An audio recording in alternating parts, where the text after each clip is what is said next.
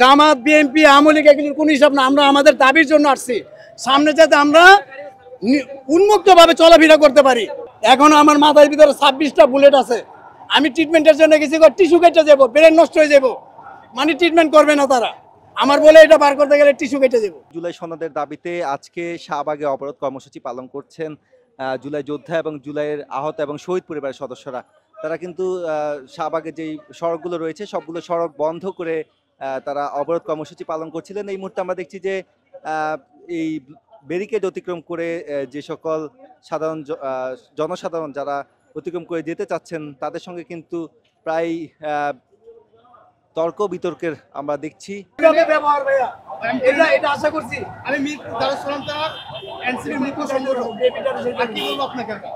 এইভাবে যদি বলতেন এত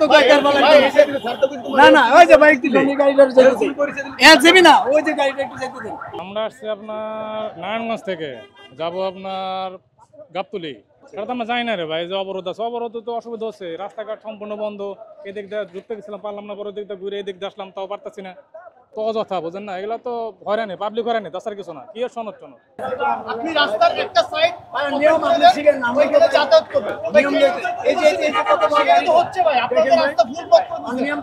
একমাত্র স্মার্ট সিটি বসুন্ধরা, আধুনিকতায় এক ধাপ এগিয়ে। কেমন আপনাদের দেখবেন না? কেন দেখবো না ভাই? আপনাদের এক বছর আমরা এখন চুলের একটা স্বীকৃতি পাইছি, আমাদের কি হবে ভাই? আপনারা বুঝতেছেন না ভাই, আপনারা রাস্তার একটা সাইড ওপেন করে দেন, আপনি এগুলো এখানে সবাই যাতায়াত করবে ভাই।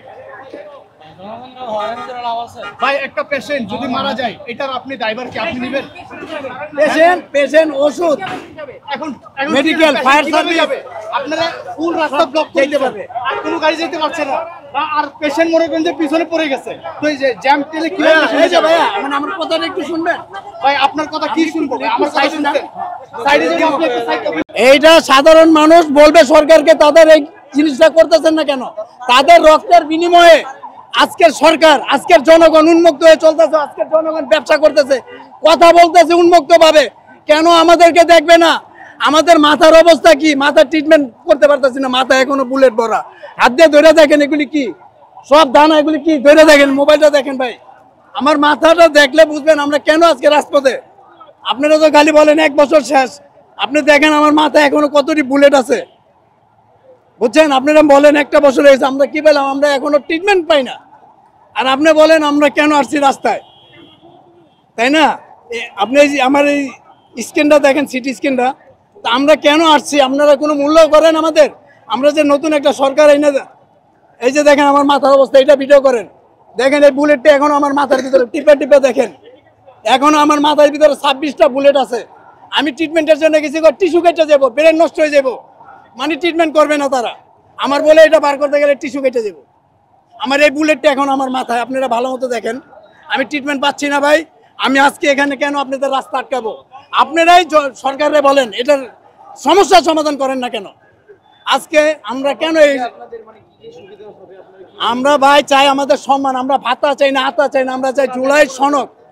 আমাদের সম্মানের সাথে আমরা বাংলাদেশে বাঁচতে চাই। হিন্দু, মুসলমান, খ্রিস্টান, বৌদ্ধ, চামার, মুচি সবার দেশ বাংলাদেশ। আমরা কারো ভাই, আমরা চাই সবাই আমরা ভাই ভাই মিলে থাকবো। কেন আজকে আমি এই রাস্তা আটকাবো? কেন আমি সারাদিন না খায় থাকবো? আমার 3টা মেয়ে। ওনার গাড়িটা এখানে যাইতে পারবে না শুনি কি?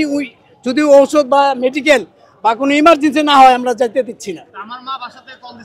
হ্যাঁ ওই যে যান আপনি ওখান দিয়ে, ওই যে অনেক রাস্তা আছে। আপনার মা কল দিছে, কল না। জামাত বিএনপি আওয়ামী লীগ এগুলির কোনো হিসাব না। আমরা আমাদের দাবির জন্য আসছি, সামনে যাতে আমরা উন্মুক্তভাবে চলাফেরা করতে পারি।